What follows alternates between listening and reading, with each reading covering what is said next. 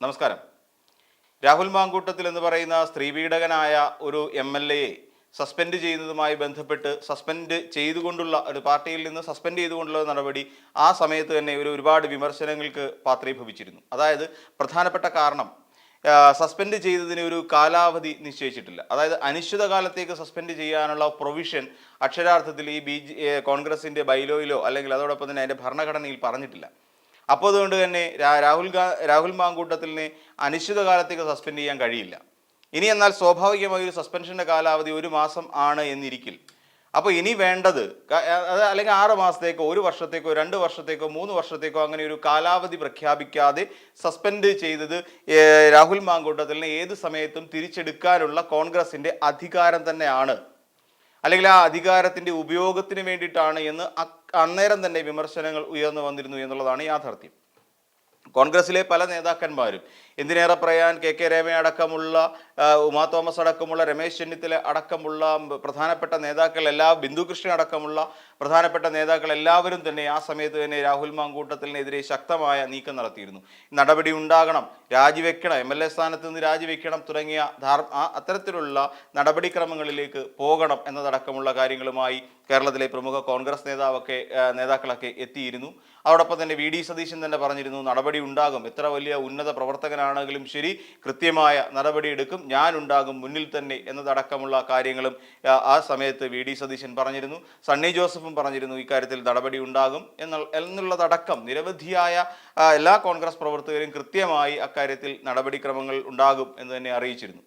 എന്നാൽ പിന്നീട് ഇപ്പോൾ നമ്മൾ നോക്കിക്കഴിഞ്ഞാൽ അതിനകത്ത് വന്ന രാഹുൽ മാങ്കൂട്ടത്തിൽ അധ്യക്ഷ സ്ഥാനം രാജിവെച്ചു, യൂത്ത് കോൺഗ്രസിൻ്റെ അധ്യക്ഷ സ്ഥാനം രാജിവെച്ചു. പക്ഷേ നമ്മൾ നോക്കിക്കഴിഞ്ഞാൽ യൂത്ത് കോൺഗ്രസിൻ്റെ അധ്യക്ഷ സ്ഥാനം ഇതുവരെ എത്രയായി ഒരു യുവജന സംഘടനയെ സംബന്ധിച്ചിടത്തോളം ഒരു തലവനില്ലാത്ത ഗതികേടിലേക്ക് അധപ്പതിച്ചു പോയിട്ട് ദിവസം 1-2 ആഴ്ചയാകാൻ പോകുന്നു.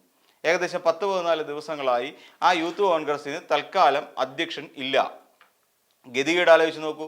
എന്നാൽ അതേസമയം യൂത്ത് കോൺഗ്രസുമായി ബന്ധപ്പെട്ടുകൊണ്ട് സമരപരിപാടികൾ നമ്മുടെ കേരളത്തിൽ അങ്ങിങ്ങി നടക്കുകയും ചെയ്യുന്നു. ആരാണ് സമരത്തിന് നേതൃത്വം കൊടുക്കുന്നത്?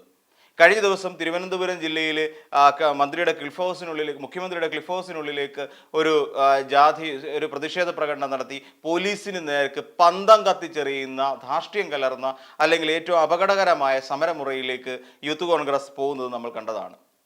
ഇവിടെ വാർത്ത റിപ്പോർട്ട് ചെയ്ത ഒരു ചാനലിനെതിരെ അതിനി ആ റിമാൻഡിൽ കിടക്കേണ്ടി വന്നിരുന്നാലും കുഴപ്പമില്ല, ഞങ്ങൾ ആക്രമിച്ചിരിക്കും എന്ന് ആക്രോശിച്ചുകൊണ്ട് കലാപാഹ്വാനത്തിന് തുടക്കമിടുന്ന യൂത്ത് കോൺഗ്രസിൻ്റെ നേതാക്കന്മാർ. ഇതൊക്കെയാണ് ഇപ്പോൾ യൂത്ത് കോൺഗ്രസിനെ മുന്നിൽ നിന്ന് നയിച്ചുകൊണ്ടിരിക്കുന്ന ചില കാര്യങ്ങൾ.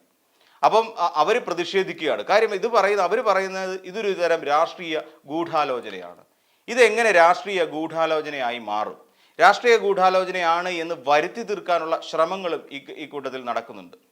അതായത് ഇതെങ്ങനെയാണ് രാഷ്ട്രീയ ഗൂഢാലോചനയാകുന്നത്?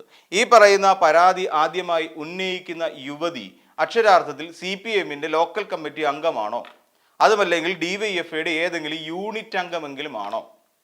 എന്നാൽ നമ്മൾ നോക്കിക്കഴിഞ്ഞാൽ ഇതൊന്നും അല്ല എന്ന് പറയേണ്ടി വരും. അത് ഉയർത്തിക്കൊണ്ടുവന്ന് റിരി ആൻ ജോർജ് എന്ന് പറയുന്ന ഒരു പെൺകുട്ടി അല്ലെങ്കിൽ ഒരു യുവതി ഇങ്ങനൊരു പരാതി ഉയർത്തിക്കൊണ്ടുവരുന്നു. അവർ കോൺഗ്രസിൻ്റെ പ്രവർത്തകയാണെന്നും ഈ പറയുന്ന VD സതീശൻ്റെ സ്വന്തം മണ്ഡലത്തിൽ നിന്നുള്ള ഒരു യുവതിയാണ് എന്നുള്ള കാര്യവും പിന്നീട് നമുക്ക് മനസ്സിലാവുന്ന കാര്യമാണ്. പറവൂരുകാരിയാണ് അവർ.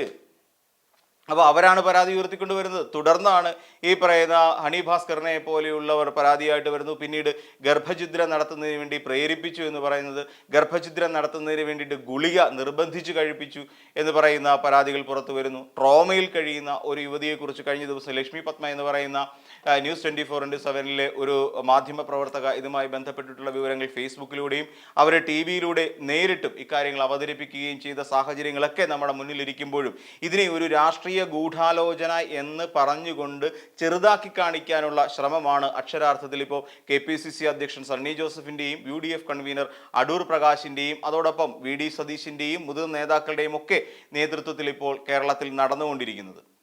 അപ്പോൾ നമുക്ക് മനസ്സിലാക്കാൻ കഴിയും ഇത് ആദ്യം പറഞ്ഞുകൊണ്ടിരുന്നത് ഇതിൻ്റെ വോയിസ് ക്ലിപ്പുകൾ വ്യാജമാണ് എന്ന് പറയുന്നു. എന്നാൽ അങ്ങനെയല്ല. ഇത് കൃത്യമായി പറഞ്ഞാൽ വോയിസ് ക്ലിപ്പുകൾ ശാസ്ത്രീയമായി തെളിയിക്കപ്പെട്ടതും അത് വ്യാജമല്ല എന്ന് തെളിയിക്കപ്പെടുകയും ചെയ്തു. വ്യാജം ആ പറയുന്ന അധ്യക്ഷൻ മാത്രമാണ് എന്നുള്ളതാണ്. അപ്പം ഈ രീതിയിൽ ഒരു വലിയ തരത്തിലേക്ക് മുന്നോട്ട് കൊണ്ടുപോകാനുള്ള ശ്രമങ്ങളാണ്. പിന്നെ അതോടൊപ്പം ഇനി ഞാൻ നേരത്തെ ഇതിനു മുമ്പ് സൂചിപ്പിച്ചിട്ടുണ്ടായിരുന്നു, രാഹുൽ മാങ്കൂട്ടത്തിനെതിരായി നടപടി എത്ര കാലത്തേക്ക് എന്നുള്ളതിനെക്കുറിച്ച് വ്യക്തമായി പറയാത്തത് കൊണ്ട് തന്നെ ഏത് സമയത്തും രാഹുൽ മാങ്കൂട്ടത്തിലിനെ തിരിച്ച് പാർട്ടിക്കുള്ളിലേക്ക് കൊണ്ടുവരാനുള്ള ഒരു സാധ്യത എപ്പോഴും ഉണ്ട് എന്നുള്ളത് നമ്മൾ മനസ്സിലാക്കണം. കഴിഞ്ഞ ദിവസം ഈ സണ്ണി ജോസഫ് തന്നെ നൽകിയ ഒരു അഭിമുഖത്തിനിടയിൽ അദ്ദേഹം പറയുന്നുണ്ട്, സഭയിൽ പോകുന്നതിന് അദ്ദേഹത്തിന് വിലക്കില്ല, പാർട്ടിക്ക് അത് പറയാൻ കഴിയില്ല, സഭയിൽ പോകുന്നതിന് വിലക്കില്ല എന്ന് പറയുമ്പോൾ എന്നിട്ട് അതിനെ ന്യായീകരിക്കാൻ വേണ്ടി എം മുകേഷ് എന്ന് പറയുന്ന MLA അവിടെ ഇപ്പോഴും അദ്ദേഹം ഇപ്പോഴും സഭയിലുണ്ട്. അപ്പം സഭയിൽ പോകുന്നത് സംബന്ധിച്ചിട്ട് തീരുമാനമെടുക്കേണ്ടത് രാഹുൽ മാങ്കൂട്ടത്തിലാണ് എന്നുള്ളതിനെക്കുറിച്ച് പറയുന്നുണ്ട്.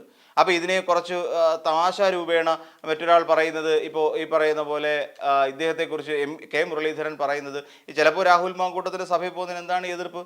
ആ സഭയിലേക്ക് രാഹുൽ മാങ്കൂട്ടത്തിൽ ചെന്ന് കഴിയുമ്പോൾ ഭരണപക്ഷത്തിരിക്കുന്ന കുറച്ച് പേർ കോഴിയുടെ ശബ്ദം ഉണ്ടാക്കിയെന്നിരിക്കും.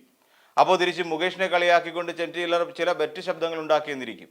അപ്പോൾ അത് കഴിയുമ്പോൾ വീണ്ടും പ്രതിപക്ഷത്തിരിക്കുന്നവർ ചിലപ്പോൾ പൂച്ചയുടെ ശബ്ദം നമ്മുടെ ഇദ്ദേഹത്തെ എന്താ പറയുക വനം മന്ത്രിക്കെതിരായി ശശീന്ദ്രനെതിരായി ഒരുപക്ഷെ പൂച്ചയുടെ ശബ്ദം ഉണ്ടാക്കിയെന്നിരിക്കും. അപ്പോൾ മൊത്തത്തിലൊരു മൃഗശാലയുടെ അനുഭവം നമുക്ക് നിയമസഭയിൽ നിന്ന് ലഭിക്കുമെന്നതിനെ അദ്ദേഹം വളരെ ഹാസ്യാത്മകമായി കെ മുരളീധരൻ അവതരിപ്പിക്കുകയും ചെയ്യുന്നുണ്ട്. ഇതിൻ്റെ അർത്ഥം ഒരുപക്ഷെ അദ്ദേഹം പോകുന്നതിൽ തെറ്റ് ഒരുപക്ഷെ കെ മുരളീധരൻ പറയാതെ പറഞ്ഞു വെക്കുന്നു എന്നുള്ളതാവാം നമ്മൾ അതിൽ നിന്ന് വായിച്ചെടുക്കേണ്ടത്.